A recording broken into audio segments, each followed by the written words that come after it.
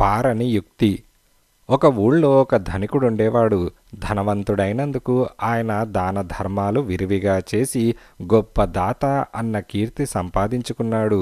పొరుగుళ్ళో ఇంకొక ధనికుడుండేవాడు. అయితే ఆయన పరమలోభి. కాకికి కూడా ఎంగిలి చెయ్యి విదిలించేవాడు కాడు. అందుచేత దాతను మెచ్చుకున్న నోటితోనే జనం లోభిని తిట్టేవారు. తనకు వచ్చిన ఈ అపఖ్యాతిని ఎలాగైనా పోగొట్టుకోవాలని లోభికి తోచింది. ఆయన వద్ద విశ్వాసపాత్రుడైన ఒక నౌకరు ఉన్నాడు. ఆయన వాడితో సంప్రదించి ఏదైనా ఉపాయం ఆలోచించమన్నాడు. మీరు గొప్ప దాత అని లోకం చేత అనిపించడం సాధ్యం కాదు. కానీ దాతగా పేరు తెచ్చుకున్న పొరుగురి పెద్ద మనిషిని సులువుగా మోసగించవచ్చు. ఆయనను ఒకనాడు మన ఇంటికి అతిథిగా పిలవండి. ఆయన మన ఇంట్లో ఉన్న సమయంలో నేను రకరకాల వేషాలు వేసుకొని అడుక్కోటానికి వస్తాను. ఆయన చూస్తూ ఉండగా నాకు ప్రతిసారి 100 వరహాలు దానమివ్వండి.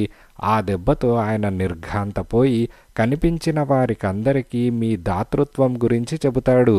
కానీ ఖర్చు కాకుండా మీకు కూడా బోలెడంత కీర్తి వస్తుంది అని నౌకరు లోభికి సలహా చెప్పాడు. నీ ఆలోచన భేషుగ్గా ఉంది. రేపే ఆయనను భోజనానికి రమ్మందాం.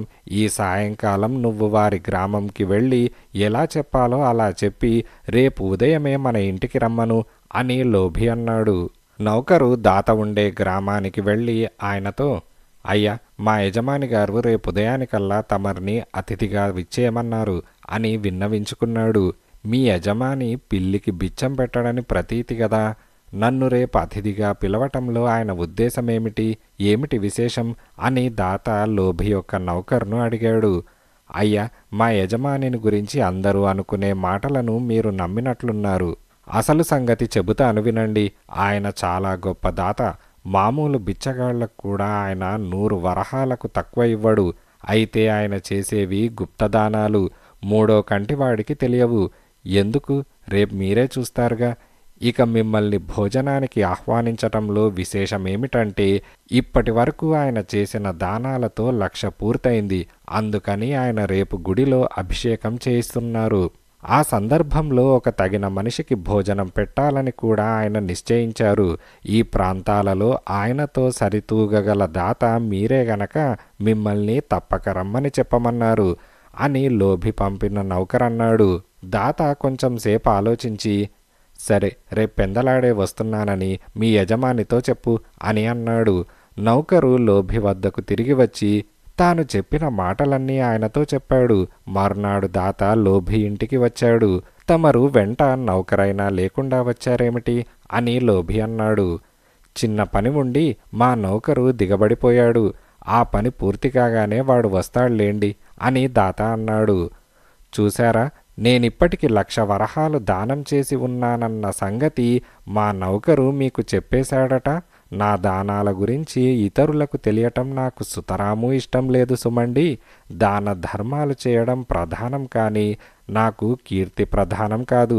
అందుచేత నా రహస్యాన్ని మీరు మరెక్కడా బయటపెట్టకండి అని లోభి అన్నాడు.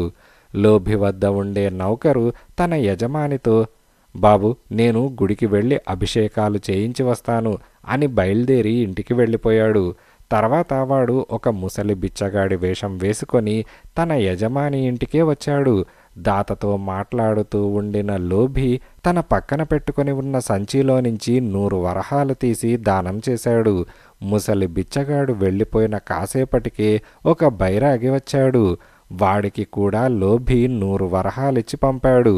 అది మొదలు భోజనాల వేళ అయ్యే లోపల ఒక మూగవాడు, ఒక గుడ్డివాడు, ఒక యాత్రికుడు, ఒక బుడబుక్కలవాడు, ఈ విధంగా 10 మంది వచ్చారు. లోభి అందరికీ 100 వరహాలు ఇవ్వటమే కాక తన నౌకరు చాకచక్యంతో ఇన్ని వేషాలు మార్చి రావటం మెచ్చుకున్నాడు. దాత లోభితో, మీ వంటి దాతను నేనెక్కడా చూడలేదు, వినలేదు. ఈరోజే మీరు 10,000 వరహాలు ధర్మం చేసినట్లున్నది అని అన్నాడు. లేదండి, 10 మంది వచ్చారు, 10 నూర్లు దానం చేశాను.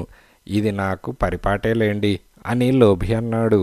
మధ్యాహ్నానికల్లా లోభి నౌకరు తన మామూలు వేషంలో వచ్చాడు. వాడు యజమానితో, అయ్యా, లక్షపత్రి పూజ అభిషేకం ఇప్పుడే పూర్తయ్యాయి, ఇదిగో ప్రసాదం తెచ్చాను అని చెప్పి పళ్ళెంతో సహా ఇంట్లోకి వెళ్ళాడు.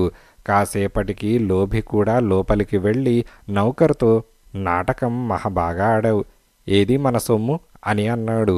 ఇదిగో చూసుకోండి 500 అంటూ నౌకరు లోభికి డబ్బు మూటిచ్చాడు. 500ఏమిటి, నేను నీకు 1000 వరహాలిస్తిగా అని లోభి అన్నాడు. లేదండి, నేను 5 సార్లే వచ్చాను, మీరు 100 అని నౌకరన్నాడు. మరి 10 మంది వచ్చారే, నువ్వు 5 సార్లే వస్తే మిగిలిన 5 సార్లు వచ్చిన వాళ్ళెవరు అని లోభి ఆందోళన కొద్దీ గట్టిగా అడిగాడు. వాడు మా నౌకరై ఉంటాడులేండి అని దాత గొంతు వినిపించింది. యజమాని నౌకరు లోపల మాట్లాడుకునే సమయంలో ఆయన చల్లగా లోపలికి వచ్చి సంభాషణంతా విన్నాడు. మా నౌకరు కూడా ఇక వచ్చేశాడు, వాడు కూడా మంచి నమ్మకస్తుడే లేండి, మీరిచ్చిన 500 ఎక్కడికి పోవు అని దాత అన్నాడు. లోభి ఆశ్చర్య అవమానాలతో కుంగిపోయి ఏమీ అనలేక కొయ్యబారిపోయాడు.